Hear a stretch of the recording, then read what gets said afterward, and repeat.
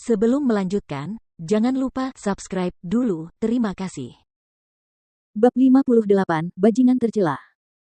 Di Sekte Tianhuan, semua orang terkejut melihat pria bertopeng perak berjubah hitam itu jatuh. Dia tadi sombong seperti burung merak dan berkata bahwa tidak ada yang bisa menghalangi jalannya.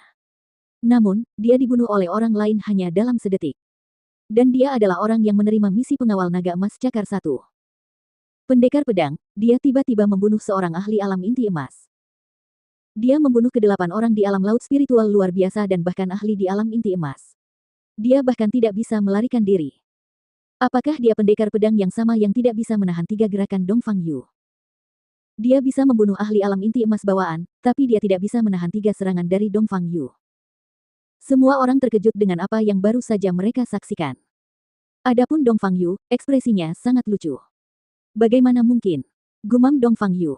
Pandangannya kosong. Dia tidak bisa mempercayainya. Dia membunuh 8 orang di alam laut spiritual luar biasa. Dia bahkan membunuh ahli alam inti emas dalam satu gerakan. Pria itu bahkan tidak mendapat kesempatan untuk melarikan diri. Pada tingkat berapa kekuatannya?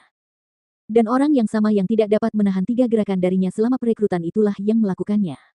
Dia tidak dapat mempercayainya. Dia teringat apa yang dia katakan kepada Jian Wushuang di awal misi, kamu hanya sampah. Ada begitu banyak orang di Sekte Tianhuan yang bisa membunuhmu.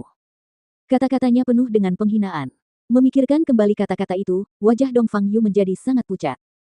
Dia tiba-tiba menyadari bahwa Jian Wushuang pasti kalah dengan sengaja.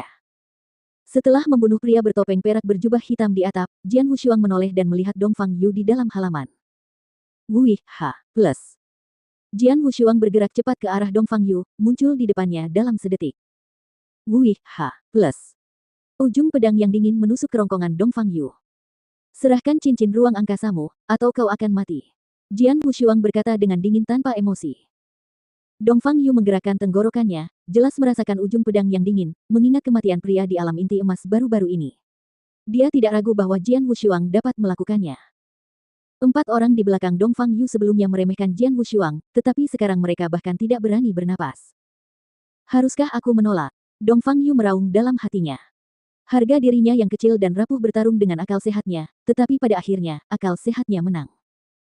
Sambil gemetar, Dongfang Yu menyerahkan cincin interspatial kepada Jian Wushuang tanpa banyak keraguan. Jian Wushuang mengambil cincin interspatial dan tersenyum. Dia menatap Dongfang Yu dari atas ke bawah seolah-olah dia adalah bajingan hina. Akhirnya, Jian Wushuang mundur dan menyarungkan pedang pembunuh 3 kali, berjalan pergi tanpa sepatah kata pun. Dongfang Yu dan ke-4 orang itu menghela napas lega setelah Jian Wushuang pergi.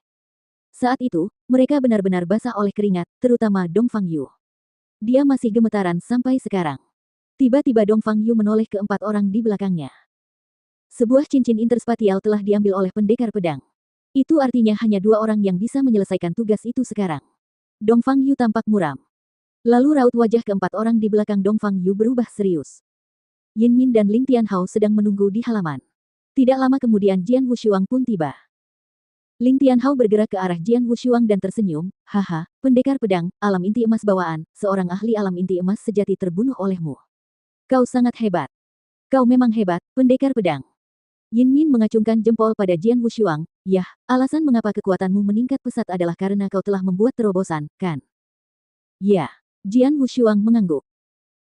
Alasan mengapa ia mampu membunuh 8 orang di alam laut spiritual luar biasa hanya dengan 1 serangan dan bahkan membunuh pria bertopeng perak berjubah hitam, yang berada di puncak alam inti emas awal, adalah karena ia berhasil menembus dan mencapai laut roh tertinggi. Hasilnya, kekuatan spiritualnya meningkat ke tingkat yang sama dengan prajurit biasa di alam inti emas. Kalau saja dia tidak membuat terobosan, dia tidak akan bisa membunuh lelaki bertopeng perak berjubah hitam itu dengan mudah. Kita harus pergi dari sini, kata Jian Wushuang. Bagaimana dengan cincin itu? Tanya Ling Tianhao. Jangan khawatir. Aku baru saja mengambil cincin interspatial, kata Jian Wushuang. Oh. Yin Min dan Ling Tianhao sama-sama merasa terkejut.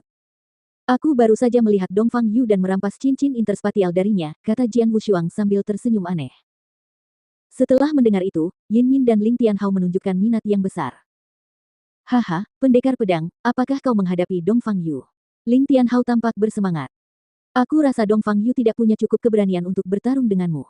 Dia pasti langsung menyerahkan cincin interspatial. Haha, aku heran betapa mengerikan ekspresi wajahnya, kata Yin Min sambil tertawa. Tentu saja, itu pasti sangat jelek, kata Ling Tianhao sambil ikut tertawa. Baik Yin Min maupun Ling Tianhao memiliki masalah dengan Dong Fangyu, jadi mereka tidak menyukainya. Namun, mereka berdua tidak dapat melawannya. Jadi, wajar saja jika mereka sangat gembira saat mendengar bahwa Dong Fangyu kalah di tangan pendekar pedang. Jian Wushuang hanya menggelengkan kepalanya dan tersenyum. Di matanya, Dong Fangyu hanyalah seorang bajingan hina yang tidak bisa membuat perbedaan sedikit pun. Di luar lembah raksasa ini, tetua berjubah abu-abu, Tuan Huo, menunggu dengan tenang. Beberapa prajurit dalam misi pengawal naga emas bercakar satu baru saja kembali. Tuan Huo tidak memperhatikan mereka. Namun, ketika Jian Wushuang, Lin Min, dan Lin Tianhao kembali dengan selamat, semua orang segera melihat ke arah mereka. Pendekar pedang. Meskipun dia hanya mencapai alam laut spiritual, dia telah membunuh seorang ahli inti emas primordial. Itu sungguh luar biasa.